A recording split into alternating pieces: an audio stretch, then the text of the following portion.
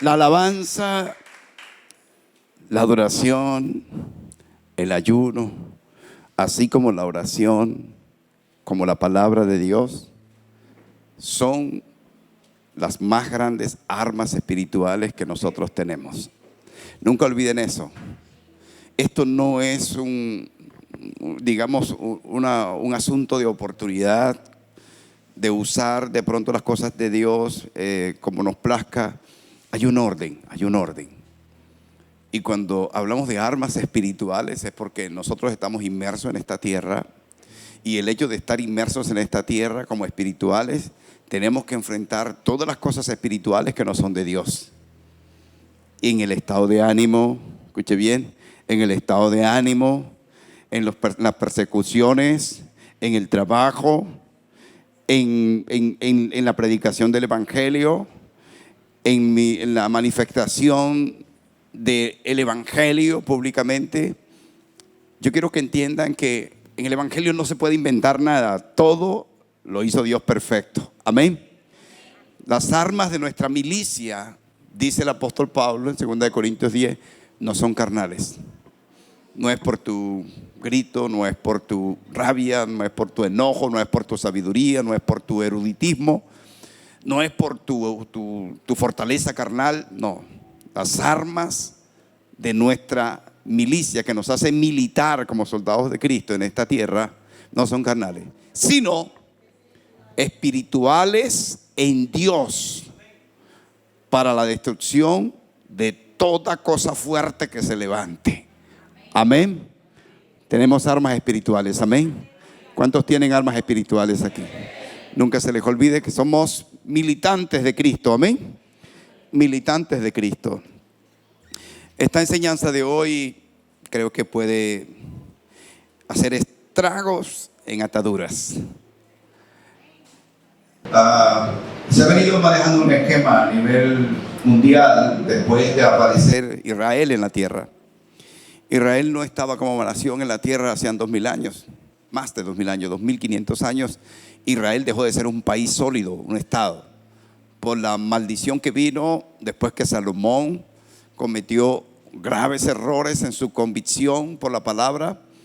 Entonces Dios toma juicio sobre Israel y lo divide en dos naciones: la nación de Israel y la nación de Judá. En Judá habían dos naciones, dos de las tribus. ¿Era quién? Judá y Benjamín. Y en Israel habían las otras 10 tribus. Solo para poder ponerlo un poquito en contexto, porque cuando Cristo vino ya tenían 600 años de estar divididos. Se habían desaparecido 10 de las tribus y solamente quedaba, no como nación, sino como provincia subyugada por el Imperio Romano, estaba Judá.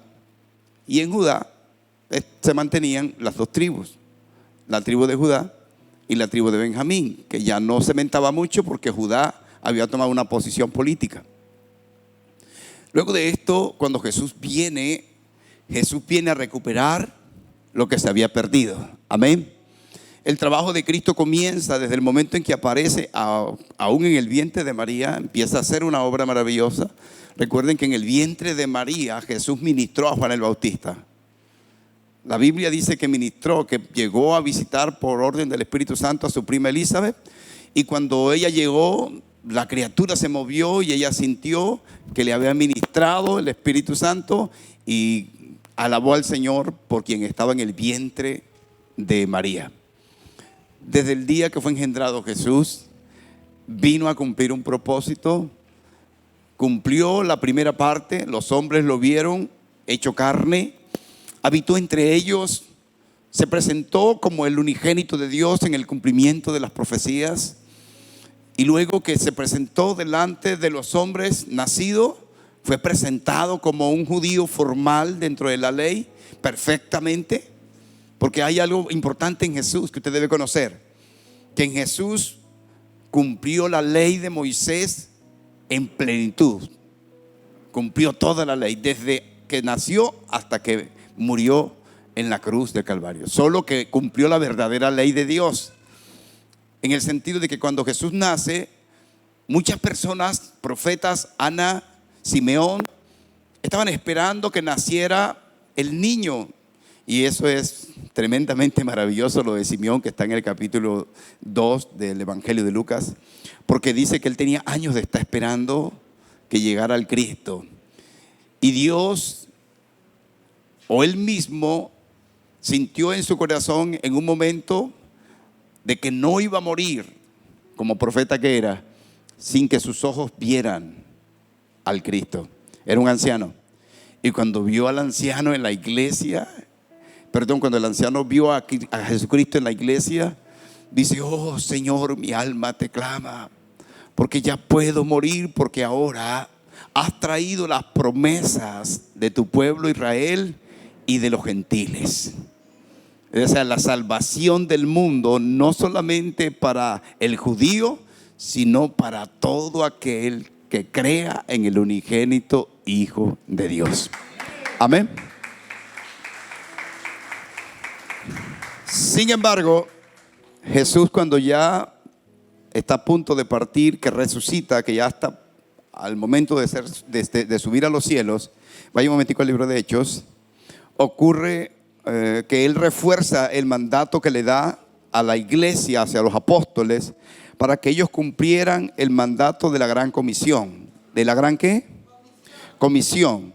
Y en el libro de Hechos, ya resucitado, él primero lo dice en Marcos 16 y en Mateo 18, en todos los evangelios los comisiona, pero ya resucitado les da otra vez el mandato de una forma que ellos ya estaban dotados del Espíritu Santo. Amén. ¿Qué libro dije? Hechos capítulo 2, primero capítulo 1. Se me extravió. Vamos a leer el versículo, espérense un momento, voy a leer varios versículos ahí para que ustedes vean cómo Jesús los envía. Hechos capítulo 1. Jesús ya estaba ¿qué? Resucitado. Es importante leer las escrituras bajo el contexto de en qué condición y en qué tiempo se leen las cosas. En el primer capítulo de Hechos dice la palabra de Dios en el versículo 4: y estando juntos, les dio un mandamiento allí, y estando juntos les mandó que no se fueran de Jerusalén, sino que esperasen la promesa del Padre, la cual les dijo: oístes de mí. Él les dijo la promesa del Padre ahí: y les conviene que yo me vaya, porque cuando yo me vaya, ustedes recibirán al Espíritu Santo. Y luego asciende el Señor, y en el capítulo 2, ¿está conmigo? Volteé la hoja. En el capítulo 2 hay un título de Varela que dice: la venida del Espíritu Santo. Amén. Ahí en el capítulo 2 dice en el versículo 8. Amén. Perdón, no vamos a leer todo, vamos a leer solamente aquí. Ahí en el versículo 1 vamos a leerlos hasta el versículo 4. Cuando llegó el día de Pentecostés, importante cuando ustedes descubren una palabra que no la entienden, averigüe qué era. En los judíos era muy importante, y para la venida de Cristo todo fue perfecto. Él debió de venir el día de Pentecostés.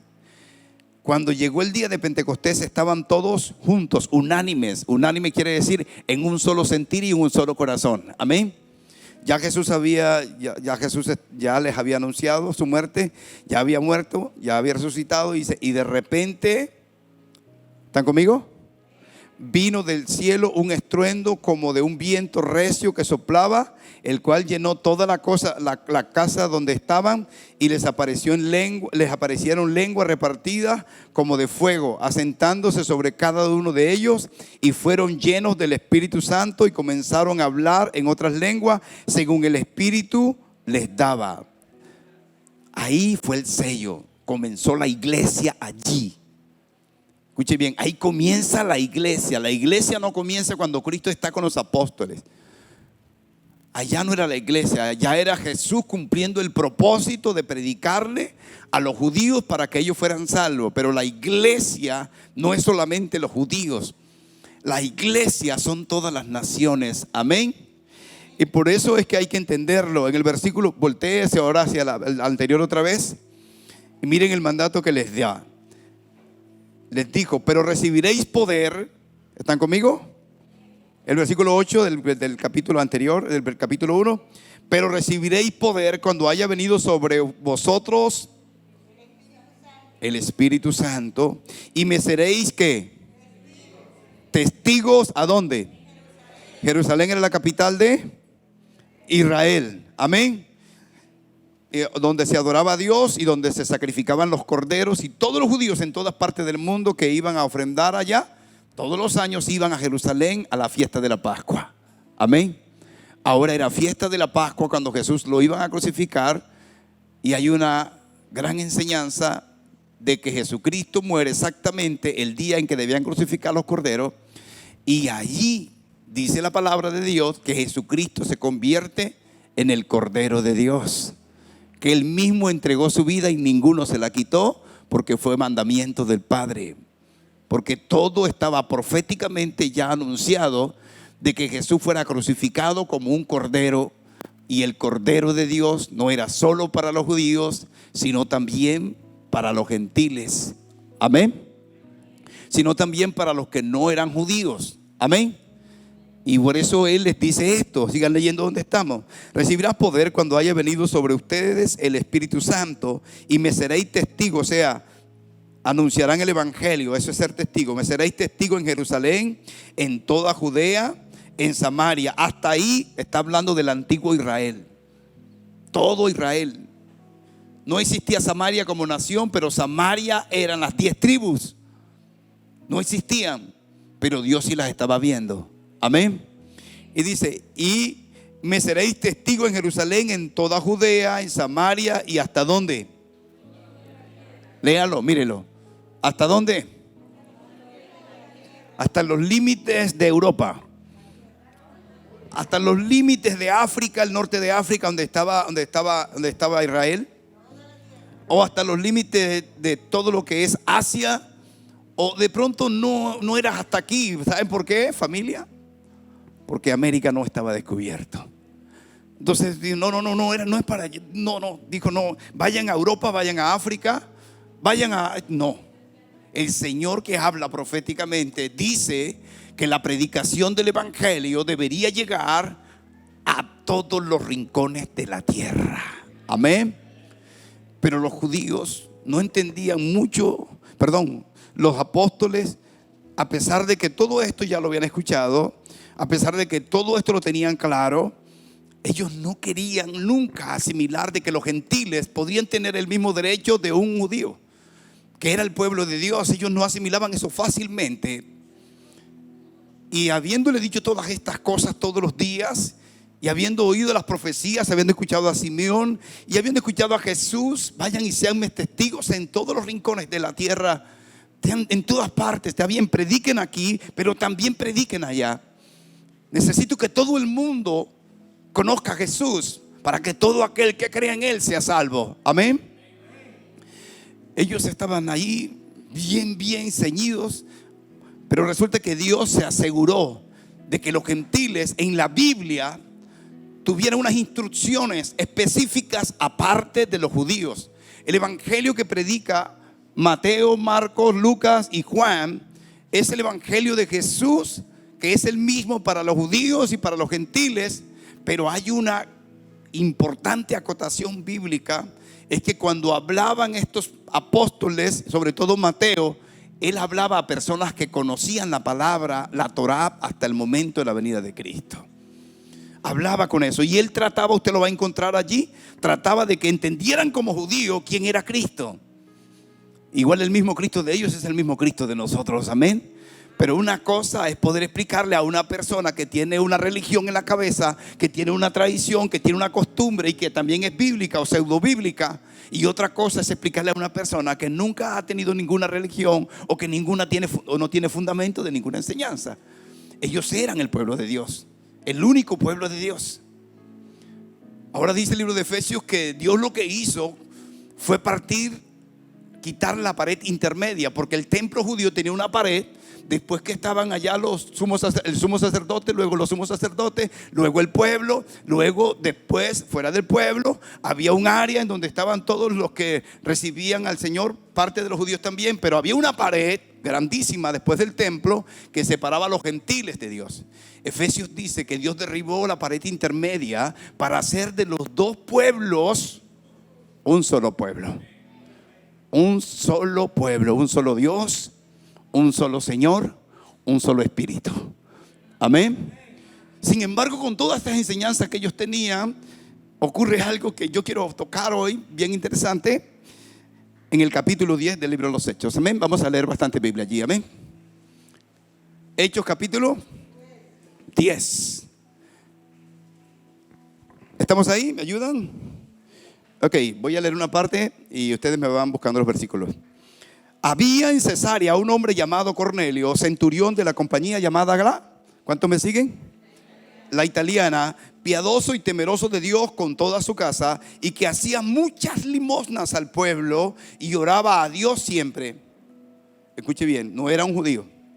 Este hombre vio claramente en una visión, como a la hora novena del día, que un ángel de Dios entraba donde él estaba y le decía, ¿qué le decía? Cornelio. Él, mirándole fijamente y atemorizado, dijo, ¿qué es, Señor? Miren, expresa la palabra Señor. Lo tradujeron así como Señor, ¿qué es, Señor?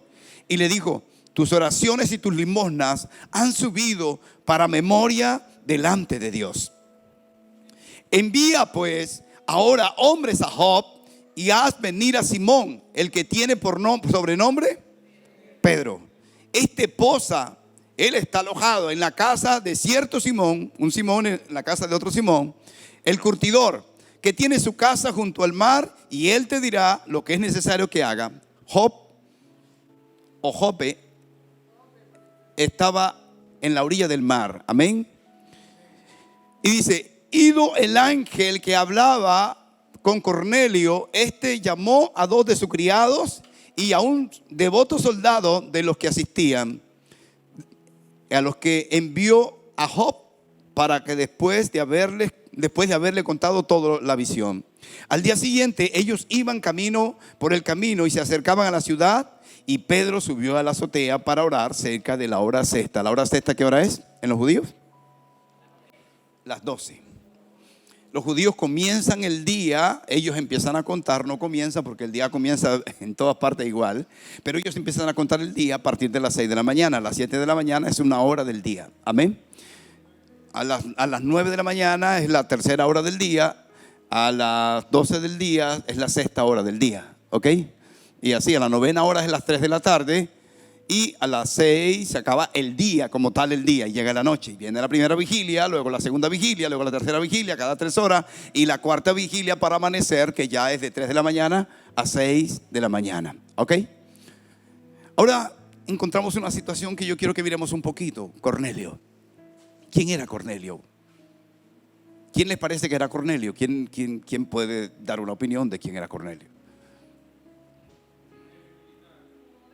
Un militar, un hombre rico. ¿Quién más era Cornelio? Esa es la característica énfasis de la que estamos hablando hoy. Además de que era militar, de que era muy importante, de que era muy reconocido en medio del pueblo judío, era un gentil. Es decir, no era reconocido como hijo de Dios dentro de la religión judía. No existía para ellos ningún hijo de Dios, sino aquellos que habían nacido según la promesa de Abraham. Dígame. Los que nacieron según la promesa de ¿quién? Ahora nosotros los cristianos que no nacimos como judíos, ¿somos hijos de Dios? Somos hijos de Dios por 2 cosas. La primera, la escritura dice en Juan 1:12 que todos los que le recibieron, los que aceptaron su nombre, fueron hechos hijos de Dios. Amén. Segundo, nosotros no descendemos de Abraham, los israelitas. Lo que pasa es que en el tiempo de Jesús se hablaba de judío, pero en el tiempo anterior no debería ser judío sino israelita, porque a la larga Judea era solo una tribu, pero en realidad Israel eran las 12 tribus. Amén. Lo que pasa es que allí, cuando hablamos, en el momento en que estamos comentando sobre los judíos, hay algo bien interesante que en este momento estaba ocurriendo. Para los judíos no era fácil aceptar a alguien como hijo, porque no estaba en la promesa de Abraham. Y como nosotros somos, además de que porque recibimos al Señor, parte de la gran promesa de Abraham. Gálatas explica esto. Dice que nosotros, si bien no somos del linaje de Abraham, por la fe entramos en la promesa. Es decir, a Abraham le fue dada una promesa mucho antes de que Moisés existiera, mucho antes de que las tribus existieran. No existía sino solo Abraham, acabado de llamar como gentil, y Dios lo llamó como gentil y lo estableció como el hombre de la promesa que vendría a hacer lo que era el pueblo de Israel y lo que era la iglesia. Y como nosotros somos parte de Abraham. Somos parte de Abraham según la promesa, pero la escritura explica que no somos parte de Abraham por la promesa de nacer dentro del pueblo judío, sino que somos parte de Abraham por la fe en Jesucristo. Amén. Porque Dios le dijo a Abraham: en ti, Abraham, Génesis 12, en ti, Abraham, serán benditas todas las naciones de la tierra. No dijo solamente a Israel, sino todas las familias de la tierra. Amén. Hemos aprendido algo más. Amén. Ahora miramos que nunca un apóstol había predicado a uno que no fuera judío ni israelita. Y ocurre algo. Este gentil estaba en su casa y dice la escritura que era un hombre temeroso de Dios. Dice piadoso y temeroso de Dios con toda su casa. Y era un dador. Dice, hacía muchas limosnas al pueblo y siempre estaba orando. Wow, pero ¿cómo así? Era un gentil. Y dice, no, pero es que seguro tenía su propia religión. No. Él adoraba al Dios de Israel. Temeroso de Dios se refiere al Dios de Israel. Amén. Y este hombre estaba allí en su casa solo. Nadie le había predicado. Creyó en el Dios de Israel. Se llenó de temor. Y su conversión, su llamado, inicia allí. Es importante entender por qué este hombre tenía temor de Dios si nunca le habían predicado el evangelio. Es importante entender eso. La salvación no comienza el día que yo acepte a Cristo en mi corazón. La salvación es un proceso que se inicia cuando el hombre en cualquier lugar del mundo o religión tiene temor de Dios. Primera de Corintios 1:30, alguno lo busque. Cuando el hombre tiene temor de Dios. Si la persona tiene temor de Dios, inmediatamente cuando él le llega el temor, dice el proverbio, inicia la sabiduría sobre Dios. Y no conoce a nadie. Puede ser un gentil, puede ser un judío, puede estar en cualquier rincón de la tierra, puede ser la persona más perdida, puede ser la persona más ilustrada, la persona más ignorante. Pero simplemente en su corazón surge temor de Dios. ¿Y qué es lo que dice la escritura? ¿Dónde principia la sabiduría del hombre? La sabiduría de Dios. El principio de la sabiduría, ¿dónde? En el temor de Jehová. Amén. Y Job dice algo más. Dice, la sabiduría está en el temor de Jehová. Ni siquiera en el principio, sino que permanece el hombre sabio cuando teme de Dios. Amén. Es lo que dice la escritura. Ahora este hombre no conocía al Señor, pero dice que era temeroso de Dios. Amén. Era un gentil, era un militar, era una persona que tenía una vida normal. Seguro que era del ejército romano, porque los judíos no podían ser de la cúpula del ejército, podían ser aliados, podían servir. Por eso hace aclaración allí que él estaba allí con dos sirvientes de él, y había otro soldado que también lo seguía, que estaba con él, haciendo un énfasis de que otro soldado romano estaba con él. ¿Ok? Pero era gentil. Los judíos no predicaban, los apóstoles no predicaban a los judíos todavía. El apóstol Pablo no se había convertido. Estaba comenzando la iglesia. Y Dios le da un sueño a una persona que no tiene ni ninguna relación directamente, digámoslo así, con la descendencia de Israel. Aquí yo quiero acotar que ese temor de Dios, ¿quién dijo 1 Corintios 1:30? Mire, más por el Padre, dice ahí.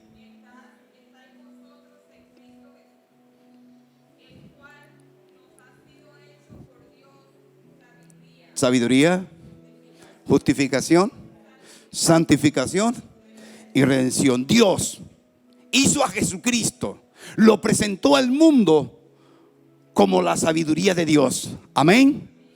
Lo presentó como la sabiduría de Dios. Y a los que tienen sabiduría son los que tienen temor. Amén. Temor. Ahí dice que este era un hombre temeroso de Dios. Le llegó sabiduría y empezó a temer a Dios, empezó a buscar a Dios. No sabía en realidad cómo ser salvo, pero no quiere decir que era salvo. Y eso es lo que quiero enseñarles. Ese hombre todavía no era salvo. Ese hombre tenía temor de Dios y no era salvo. Porque no es porque alguien tenga temor de Dios que es salvo. No es por eso, dice la Escritura. Pero Dios mira a aquellos que tienen temor de Dios y empieza a hacer un proceso con ellos. Sobre todo que el temor, la sabiduría, cuando llega, ya hay un reino que se está moviendo delante de él. Porque la Escritura enseña algo importante.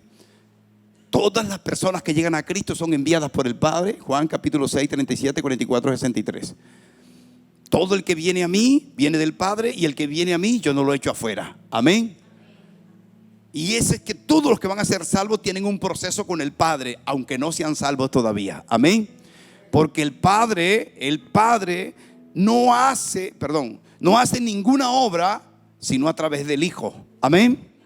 Porque es el único camino, la única verdad y la única vida para el mundo entero. Amén. Y esto quiero que miren, porque a veces oramos y creemos que no está pasando nada, porque a veces creemos que en nuestra familia no está sucediendo nada. Usted no puede orar, no puede deprimirse ni decepcionarse porque usted esté orando y porque usted está viendo que lo contrario está pasando. Usted no es el que obra, su oración clama para que Dios obre.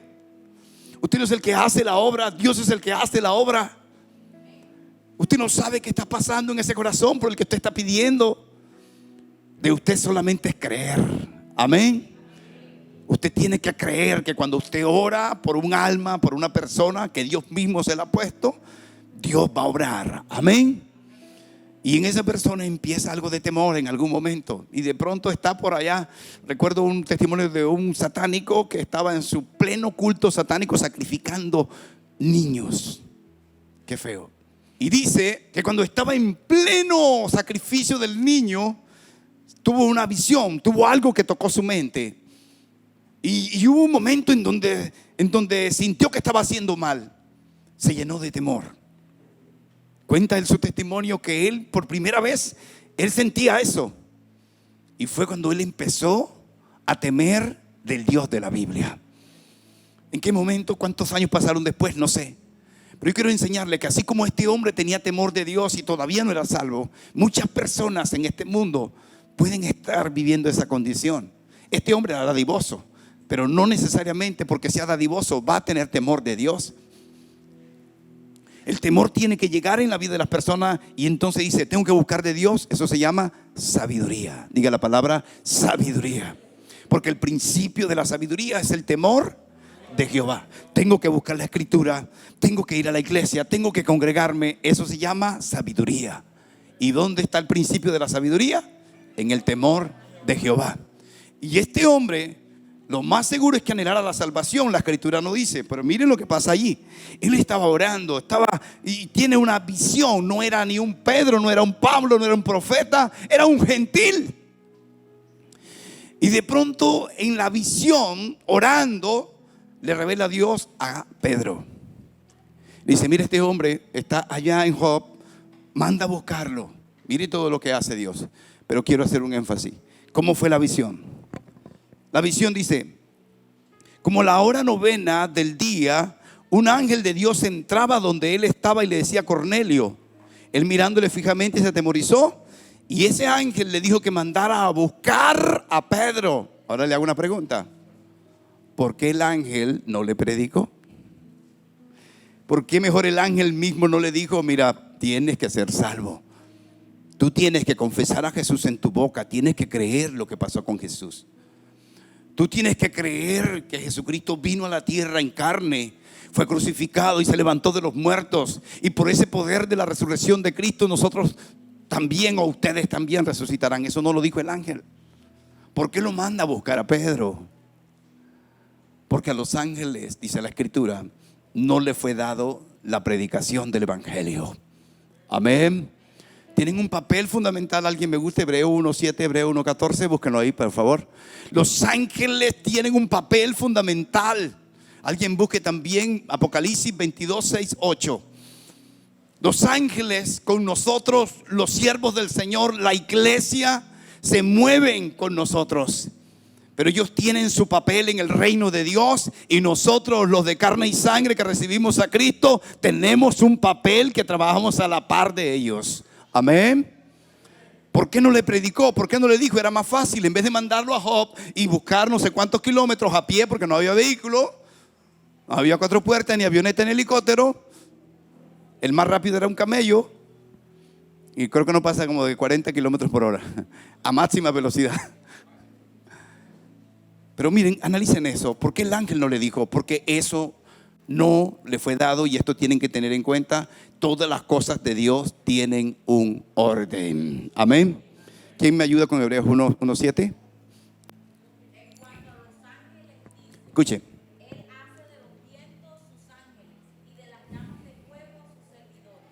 De los vientos, me gusta más la versión de la 960, porque es la misma palabra y así se traduce también.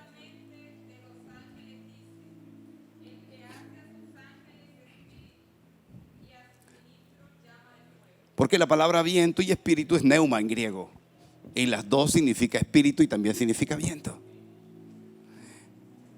Y él hace a sus ángeles, ¿qué? Espíritu. Los ángeles son espíritus. Lea el 14 de una vez. Léalo. Ahí mismo.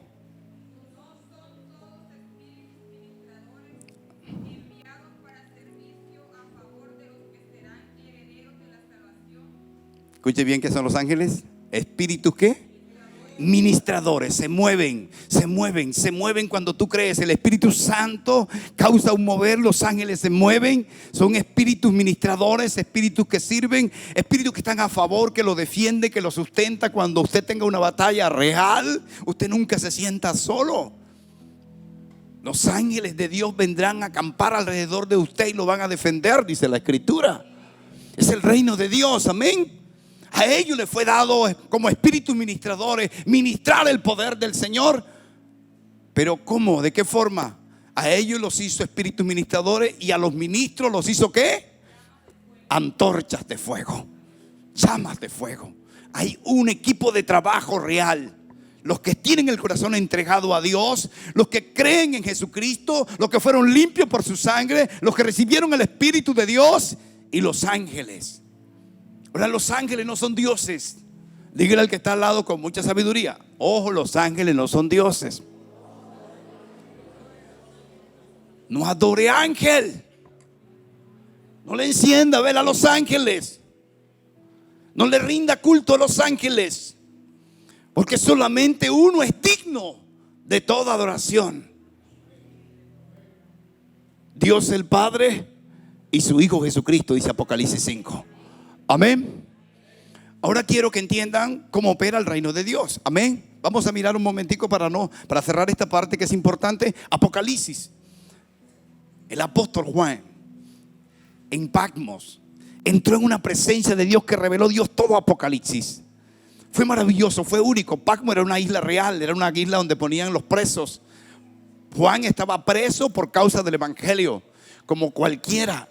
La historia dice que a Juan lo querían asesinar a toda costa, lo perseguían, y dice que hubo un momento en que lo echaron en una caldera ardiente de aceite y no se quemó. Y luego lo mandaron a Patmos. Ahí en Patmos él murió de viejo. Fue el de los discípulos el más joven, igual murió casi de 100 años. Pero escribió los libros, el Evangelio según San Juan, escribió Primera de Juan, Segunda de Juan, Tercera de Juan, y escribió el libro de Apocalipsis. Un anciano de día, un anciano, amén. Ahora lea lo que este hombre, cuando vio esa presencia tan grande que se le presentó al frente, al ver ese ángel tan inmenso y tan maravilloso, ¿qué pasó?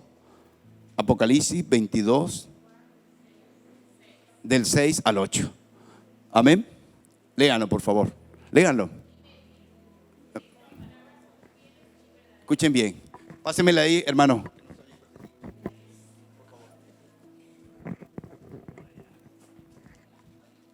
Y me dijo: estas palabras son fieles y verdaderas.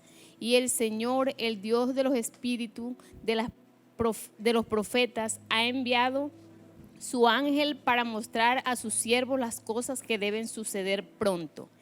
He aquí, vengo pronto. Bienaventurado el que guarda las palabras de la profecía de este libro.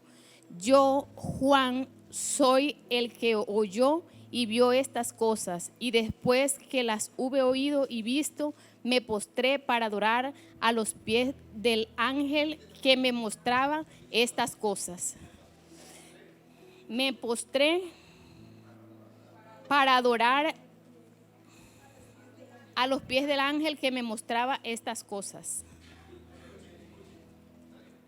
El 9. Pero él me dijo: mira, no hagas, porque yo soy consiervo tuyo, de tus hermanos los profetas y de los que guardan las palabras de este libro. Adora a Dios. A Dios. Ese ángel que representaba tanto poder divino delante de Juan, un hombre veterano, cuando ve al ángel se confunde: ¿será mi Cristo? Y Juan se postra. Y el mismo ángel le dice: Juan, levántate. Tú y yo, miren qué bonito, somos consiervos. ¿Sabe qué significa la palabra consiervo? Tú y yo servimos a la par al mismo Dios. Aleluya. Alaba al Señor.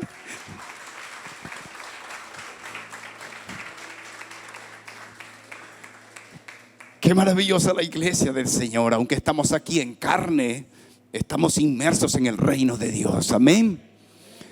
Y hay que buscar el reino de Dios. Esto fue maravilloso. Aquí lo que vivió Cornelio, aquí lo que está explicando la Escritura, nos enseña muchas cosas. Cornelio, cuando ve ese ángel, él inmediatamente se descontrola. O sea, no es para menos, ¿verdad? Y el ángel lo escucha, y luego hay una experiencia más que quiero compartir. Él lo vive, él hace caso, él manda a buscar a Pedro, y corre la gente que estaba con él y llegan donde Pedro. Voy a contarlo para que me alcance el tiempo. Te lo lee en su casa, amén. Al tiempo que este estaba orando aquí, Pablo estaba esperando que le sirvieran la comida en la casa de Simón. Y se va a la azotea. Seguro que estaba orándole, porque el cristiano debe orar sin cesar todo el tiempo. Estaba pidiéndole: Señor, ¿a dónde me vas a enviar ahora? ¿Qué quieres que haga? O quién sabe qué cosa. Pero lo cierto es que cuando Cornelio cuando estaba ya en la condición espiritual, él tiene una experiencia aquí. Y él ve de pronto, dice la Escritura, un gran lienzo, una gran malla, un gran lienzo, una gran sábana, agarrada de las 4 puntas. Y tiene ese éxtasis, dice la Escritura, éxtasis, se entra en esa presencia de Dios. Y cuando ve esto se asusta. Y una voz, el mismo Cristo, le dice: Pedro, mata y come. Perdón, el lienzo estaba lleno de todo tipo de animales cuadrúpedos y de aves y de peces. Todo. Amén. Y y Pedro lo mira sorprendido, y cuando lo ve se asusta, y el Señor le dice: Pedro, mata los animales, le agregó los animales, y come. Y Pedro: Señor, yo judío, Señor, yo me aprendí Levíticos 11. Señor, yo tengo claro lo que una persona debe comer y lo que no debe comer. Hay tantas cosas inmundas en esta tierra. Jamás mi boca probará cosa inmunda. Él pensó que Dios lo estaba probando. Jamás. No probará cosa inmunda. Se le olvidó todo lo que Jesucristo le enseñó. Porque estaban arraigados a lo que ellos creían. Y ellos de verdad les costó mucho, hasta que no recibieron firmemente al Espíritu Santo, seguir a Jesús. Porque sin el Espíritu Santo no se puede seguir a Jesús. Y ahí tenían al Espíritu Santo. Sin embargo, él estaba confrontado fuertemente con la situación. Aleluya. Dice la Escritura, alguien busque Marcos capítulo 7, versículo 19. Marcos capítulo 7, versículo 19. La escritura enseña que Jesús, estando con los apóstoles, les dijo claramente que no llamaran inmundo a ningún animal. La escritura dice que las cosas que entran a la boca no contaminan espiritualmente al hombre, que no lo contaminan, y que todo lo que sale de la boca es lo que puede contaminar a otra persona. Y luego le dice, Jesucristo dijo esto, ¿para qué? ¿Quién tiene Marcos 7:19?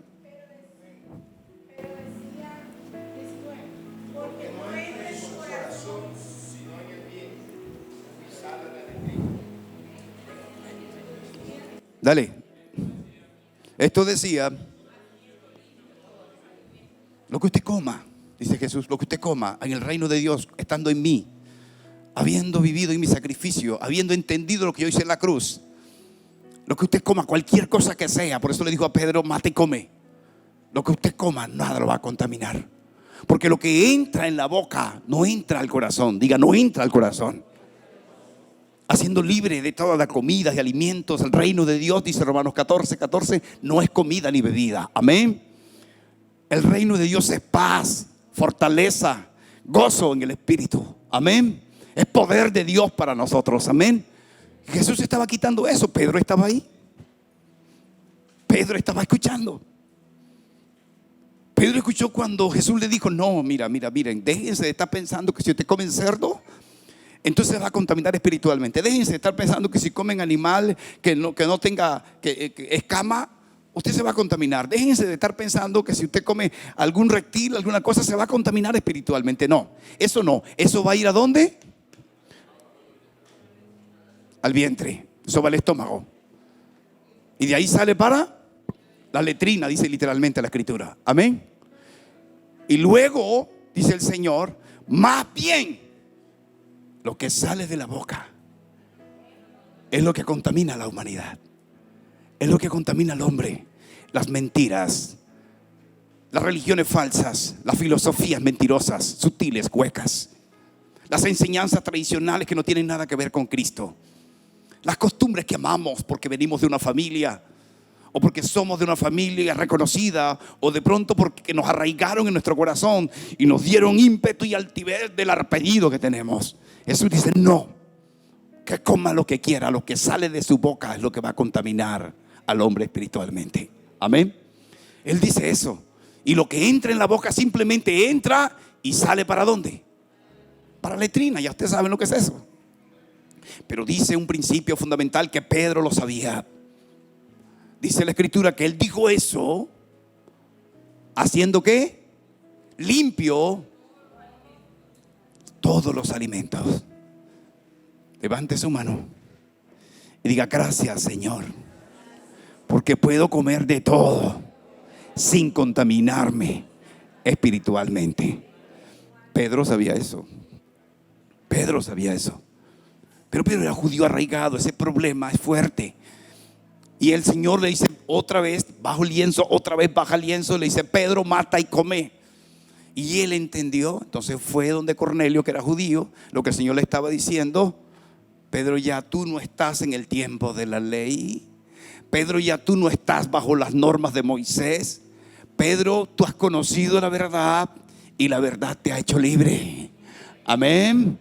No tienes por qué atarte de cosas que ya yo quité de por medio, porque son tropiezos para la libertad, tropiezos para ser libre. El gozo del Espíritu Santo trae libertad. Dice la escritura que donde está el Espíritu de Dios, allí hay que, dígalo creyendo, donde está el Espíritu de Dios, diga, soy libre en el nombre de Jesús. Tradiciones, costumbres, enseñanzas, religiones falsas, mentiras, fuera de mí. Soy libre, soy libre. Como lo que quiera, diga, como lo que quiera. Soy libre en el nombre de Jesús. Aleluya. Gloria a Dios, alaba al Señor. Otra vez. Dice este capítulo que Pedro llegó donde Cornelio. Y dice, ¿por qué me mandas a llamar? Y le contó el sueño que ya leímos. Amén. Ya leímos. Pero cuando Pedro llega, que empieza a mencionar las escrituras, dice aquí al final del capítulo que vino el Espíritu Santo y cayó allí, predicándole el evangelio y diciendo: mira, tú tienes que conocer a Jesús, lo que el ángel no pudo hacer. Tú tienes que conocer a Jesús. Vino un varón, Él vino a nosotros, Él murió, Él resucitó de los muertos, Él nos dejó el Espíritu Santo. Y mientras Él predicaba el evangelio de Jesucristo, que el ángel no pudo predicar porque no le fue dado, cuando Él estaba allí, cayó la presencia del Señor. Cornelio, cuando vio a Pedro, dice la escritura que se postró igual que Juan.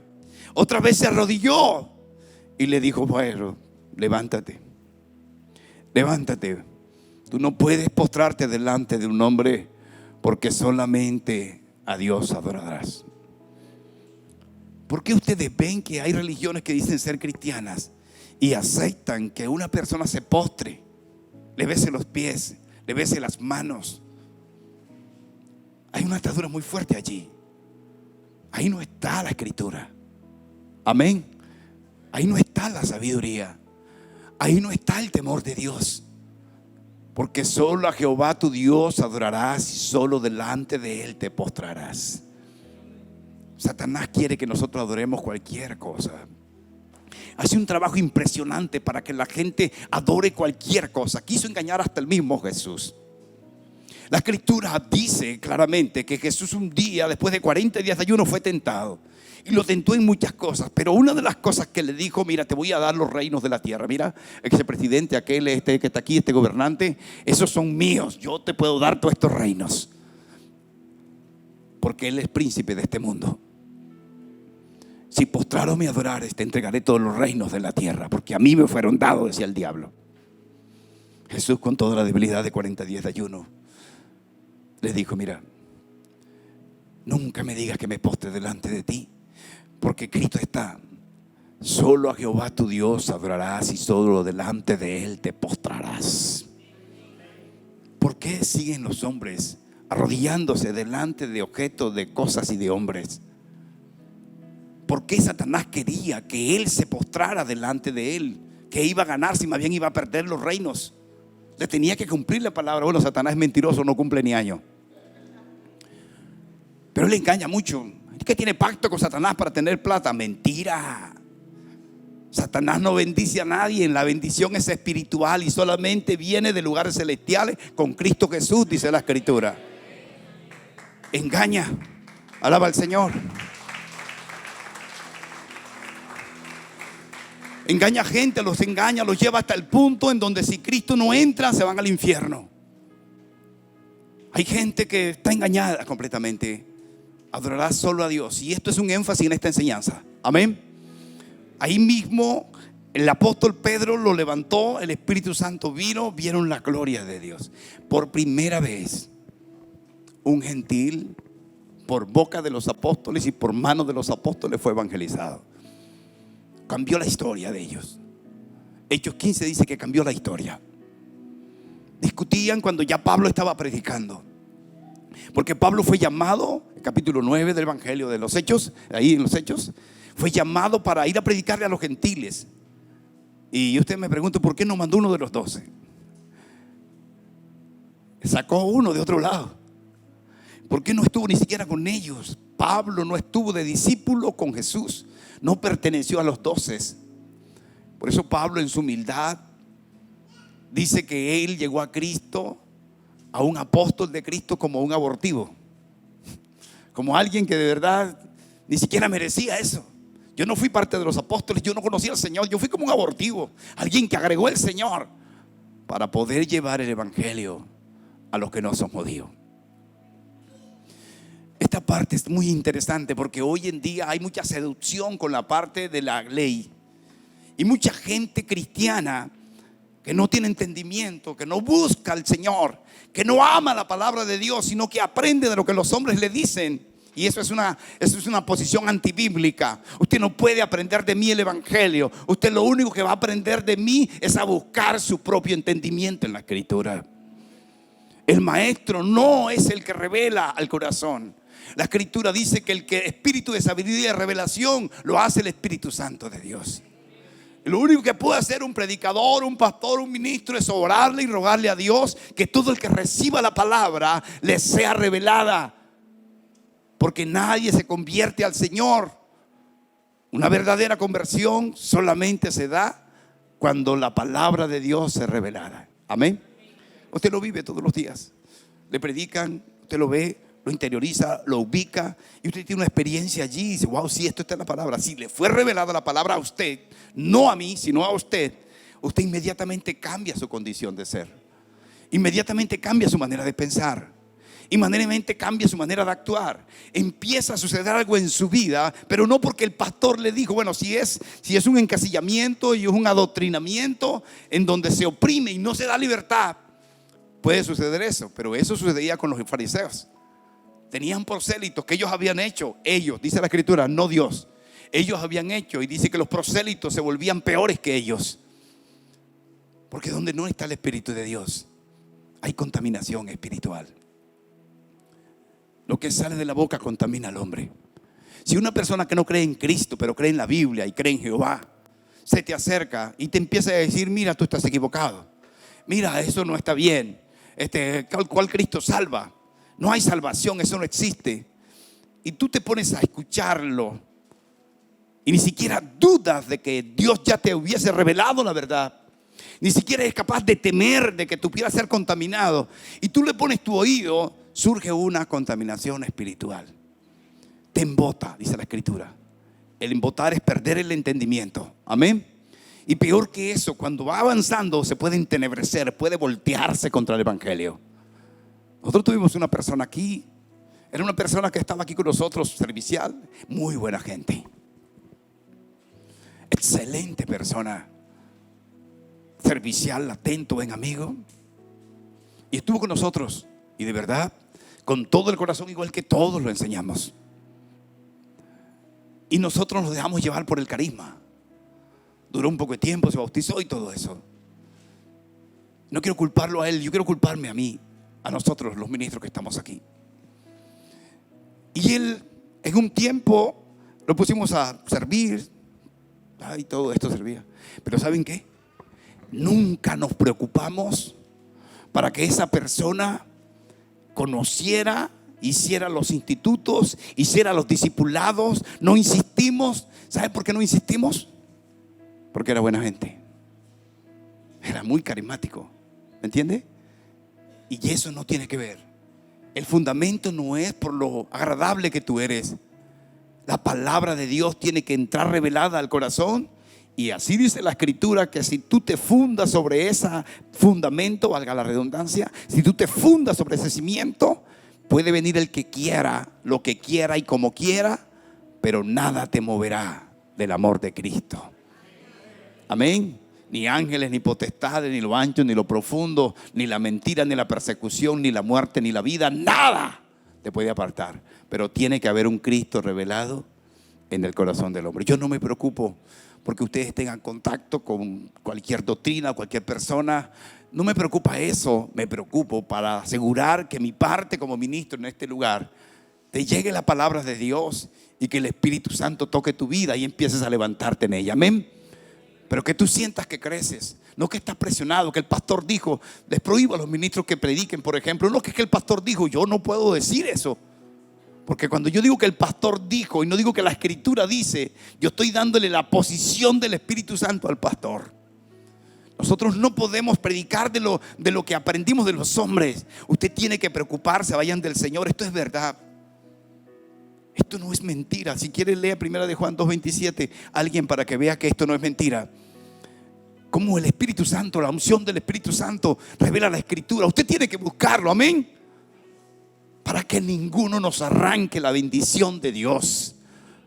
Y cuando usted se meta con el Señor, aunque fuere gentil, usted recibirá la promesa del Espíritu Santo. Amén. Vamos a orar, pero lea a alguien 1 de Juan 2:27. Léalo allí en voz alta. Escuche bien. Pero la unción que vosotros recibisteis de Él Me perdí. ¿Cuál es? Primera de Juan.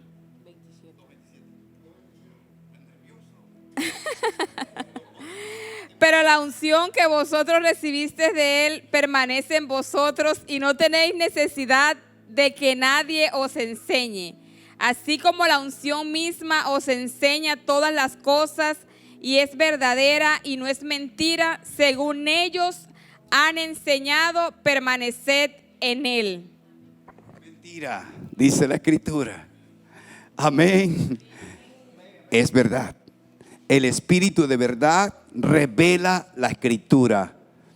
Póngale amor a esto, pasión, preocúpese. Quiere cambiar, quiere ministrar, quiere ser un ministro, quiere tener esta experiencia. Ruéguele a Dios, suplíquele, porque ya Él lo entregó. Tu fe lo debe tomar.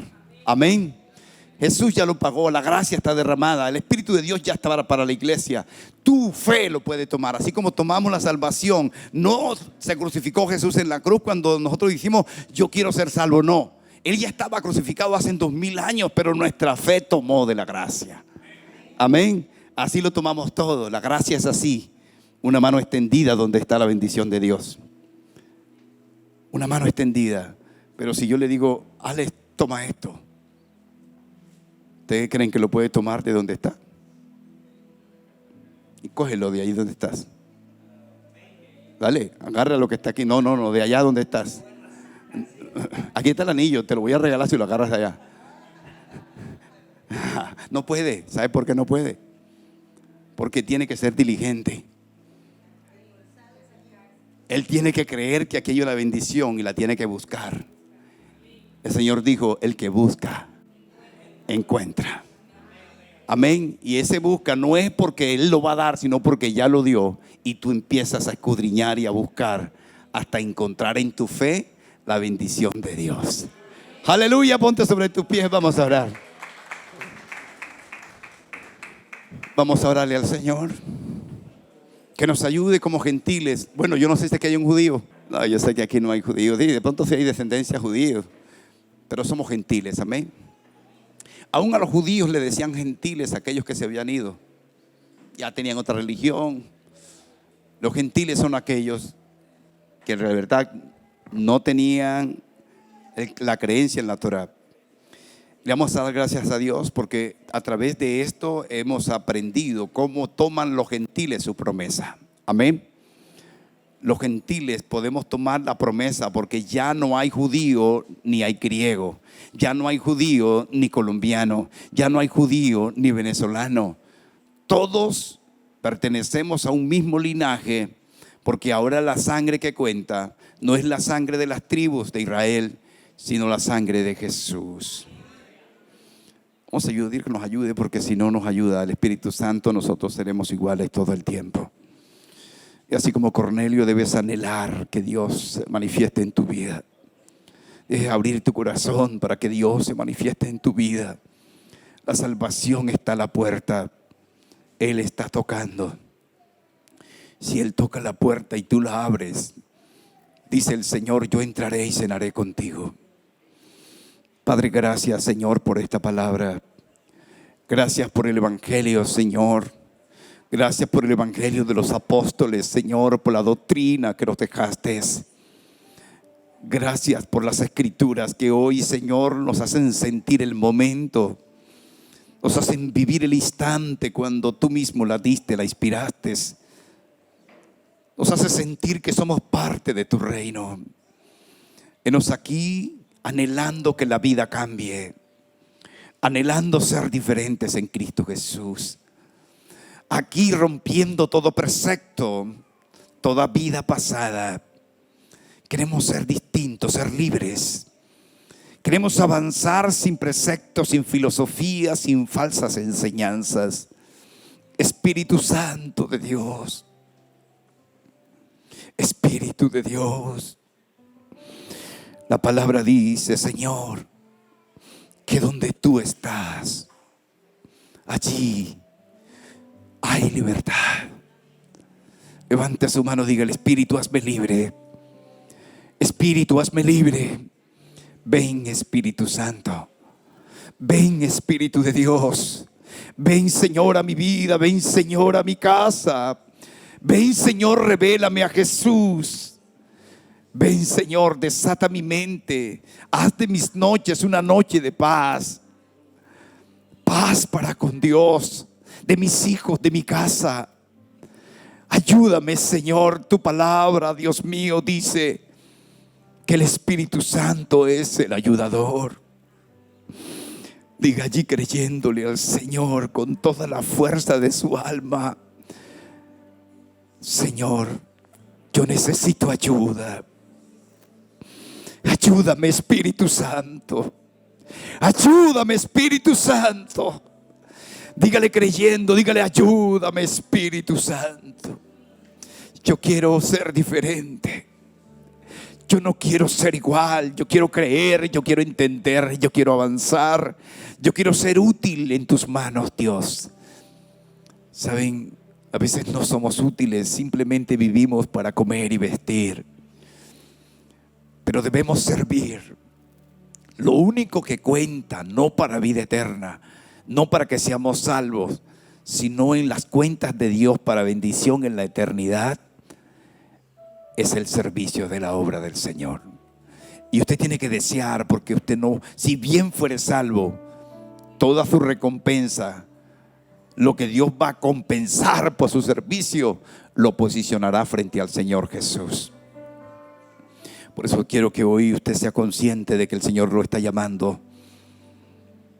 Quiero que usted sienta en su corazón que todo esto ha sido un llamado, que las promesas del Espíritu Santo no son para unos ni para otros, porque Dios no tiene, como dijo Pedro cuando se presentó el Espíritu Santo delante de Cornelio.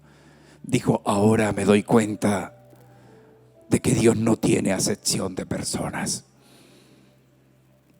No se mueva como el que está mendigando algo que no es suyo. No se sienta como que usted es tan poca cosa para poder recibir mucho. El sacrificio de la cruz, el sacrificio del Señor Jesús, el derramamiento de su sangre, la limpieza de nuestros pecados, acondicionó nuestra vida, limpió el templo para que hoy el Espíritu Santo morara en nosotros. Mora en nosotros. Siéntete cómodo, Señor. Ayúdame a limpiar mi pecado. Dígale: ayúdame a limpiar mi pecado por la sangre de Jesús. Hoy, Señor, dígale: se va de mi mente todo pensamiento de morbosidad. Diga: todo pensamiento de morbosidad. Dígale: ayúdame, Espíritu Santo. Yo quiero ser una persona íntegra. Quiero que mis ojos solamente miren a Jesús. Puesto los ojos en Jesús, el autor y el consumador de la fe. Dígale: ayúdame, Dios. Yo quiero salir de aquí con el deseo en mi corazón de ver que mi vida fluye. Diga: que mi vida fluye en tu presencia. Límpiame, limpia mi pensamiento, limpia mi sentimiento. Hazme diferente para la gloria de tu nombre. Dile: gracias, Jesús. Tú lo pagaste todo para que yo te fuera fiel. Dile: Padre, gracias por Jesús. Dile: gracias, Jesús, por el Espíritu Santo. Gracias, Señor, por toda la congregación aquí. Yo te pido, Dios, que en cada noche, en cada momento, en cada instante, el temor de Jehová esté en sus corazones. Porque tu palabra dice que tu intimidad es con los que tienen temor de ti.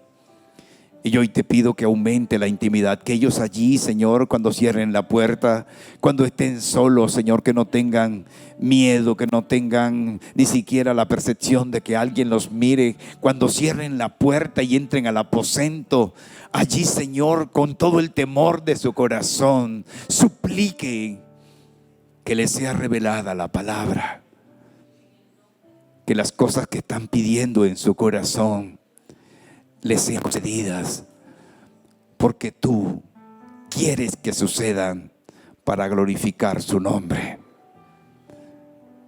Glorifícate, Señor. Glorifícate, glorifícate, glorifícate en mi casa. Dígale, glorifícate en mi vida. Quita el camino, acorta el camino de mis enemigos. Hay gente que es mala, hay gente que es perversa, hay gente enemigos sin causa, como los llamó David, sin tener motivos, quieren hacer mal, quieren hacer daño. Eso es por el enemigo. Quiere usar personas para que le hagan daño a los hijos de Dios. Pero dice la Escritura que nosotros tenemos abogados en los cielos. Y dice la Escritura que los hijos de Dios los protege el Señor. Gracias, Señor. Quiero que lo adores hoy. Hoy que recibiste esta palabra, quiero que se quede en tu corazón. Que la búsqueda llegue, que el Espíritu Santo empiece a desenvolverse en ti, que empiece a manifestarse. Que el Espíritu Santo empiece a sentir que tiene un amigo. Y también Dios Padre y el Hijo sientan que tú los adoras con toda la fuerza de tu corazón. Alábalo.